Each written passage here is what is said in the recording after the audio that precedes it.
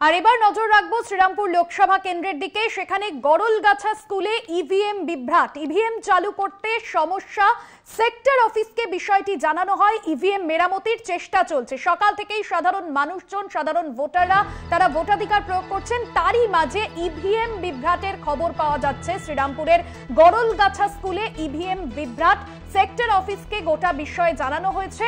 যদিও তীব্র গরমে ভোটাররা কিন্তু যথেষ্টই সমস্যায় পড়েছেন, কারণ সকাল থেকে তারা লম্বা লাইনে দাঁড়িয়েছেন। হঠাৎ করে ইভিএম বিভ্রাটের ছবি শ্রীরামপুরের গড়লগাছা স্কুলে, এবং তার জেরে কিন্তু বেশ কিছুক্ষণ সমস্যার মধ্যে পড়তে হচ্ছে ভোটারদের। সেক্টর অফিসকে বিষয়টি জানানো হয়েছে। ইভিএম মেরামতির যে কাজ, সেই কাজ কিন্তু ইতিমধ্যেই শুরু হয়েছে শ্রীরামপুর লোকসভা কেন্দ্র, যেখানে তৃণমূলের প্রার্থী কল্যাণ বন্দ্যোপাধ্যায়, বিজেপির প্রার্থী কবির শঙ্কর বোস এবং সিপিএম এর তরফে প্রার্থী নবাগতা এবং নতুন মুখ একেবারে দীপশিতা ধর সেই জায়গায় দাঁড়িয়ে শ্রীরামপুর লোকসভা কেন্দ্র, যেখানে কল্যাণ বন্দ্যোপাধ্যায় এবং তার যেরকম শক্ত ঘাঁটি, তৃণমূলের শক্ত ঘাঁটি। তবে যে ছবি সকাল থেকে বেশ কিছু জায়গায় যে ইভিএম বিভ্রাট, এবং তারই মাঝে জানা যাচ্ছে যে শ্রীরামপুরের গড়লগাছা স্কুলে সেখানে একটি বুথে ইভিএম বিভ্রাটের ছবি ধরা পড়ল।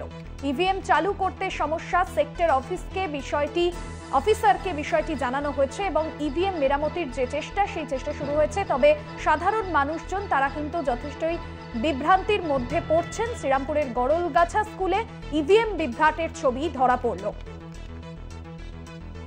সরাসরি রয়েছেন আমাদের প্রতিনিধি শ্রীরামপুর থেকে দুর্গাদাস বন্দ্যোপাধ্যায়। দুর্গাদাস, সকাল থেকে ভোটাররা আসছেন, ভোট দিচ্ছেন, তারই মাঝে এই ইভিএম বিভ্রাটের ছবি মেরামতির চেষ্টা চলছে। ভোটাররা তারা সমস্যার মধ্যে পড়ছেন, কি জানাচ্ছেন সেক্টর অফিসার? দেখো, সকাল প্রায় 7টা থেকে যেখানে ভোট পর্ব শুরু হওয়ার কথা, সেখানে কিন্তু এই শ্রীরামপুর লোকসভা কেন্দ্রের অন্তর্গত গড়লগাছা বালিকা বিদ্যালয়ে এখনো পর্যন্ত ঠিকঠাক করে কিন্তু ভোট পর্ব শুরু হয়েছে এমনটা বলা যাবে না। এখানে দুটি বুথের প্রথমে সকালবেলায় দুটি বুথেই কিন্তু ইভিএম প্রবলেম দেখা দেয়। প্রথমের একটি বুথে প্রায় 7টা 35 নাগাদ এই ভোট পর্ব শুরু করা গেলেও এখনো পর্যন্ত আমার পেছনে দেখছো দীর্ঘ লাইন রয়েছে। সকাল থেকে প্রচুর মানুষ এখানে এসে উপস্থিত হয়েছেন, কিন্তু ভোট পর্ব দু একজন ভোট দেওয়ার পরেই আবার ইভিএম এ প্রবলেম দেখা দেওয়ার জন্য কিন্তু সেক্টর অফিসকে জানানো হয়।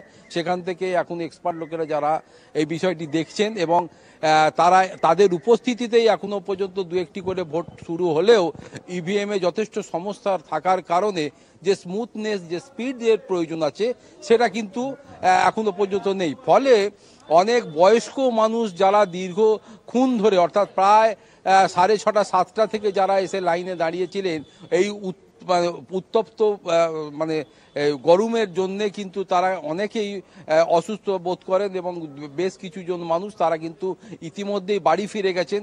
এবং আমাদের চোখে যেটা পড়েছে যে মহিলাদের মধ্যেও কিন্তু সকাল থেকে যে উৎসাহ উদ্দীপনা দেখা যাচ্ছে, তাদের মধ্যে বয়স্ক মানুষ যারা, তারাও কিন্তু অনেকে চলে গেছেন। কটা থেকে লাইন দিয়েছে? আমি তো এই আসছি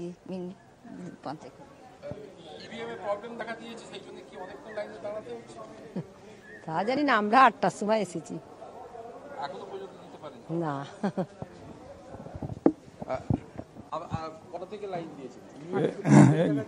না ঘন্টা খানেক হবে। প্রথমে ঘন্টা টাকা দিয়েছিল, চলে গেছে বলছে তো চালু হয়েছে। আগে কোনোদিন এরকম দেখেছেন যে কিছু ফেস করেছেন এরকম?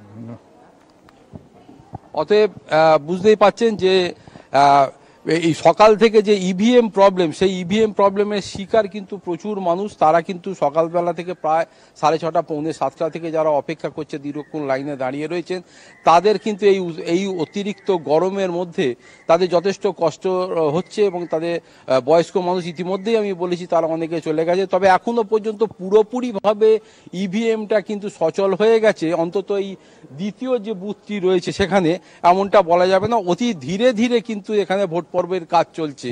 দেখতেই পাচ্ছেন যে কেন্দ্রীয় বাহিনীর জওয়ান তারাও যাতে নির্বিঘ্নে সুষ্ঠুভাবে এই ভোট পর্বকে সম্পন্ন করা যায় ইলেকশন কমিশনের নির্দেশ মেনে তারাও রয়েছেন। ফলে সব মিলিয়ে কিন্তু এখানে সকাল থেকে যে একটা ইভিএম বিভ্রাটের শিকার মানুষ এটা কিন্তু বলাই যায়। একদমই দুর্গা দাস, যে ছবি তুমি তুলে ধরলে ইভিএম মেরামতির চেষ্টা চলছে, তবে যে বিভ্রান্তি তৈরি হয়েছিল তা কিন্তু এখনো পর্যন্ত কাটেনি।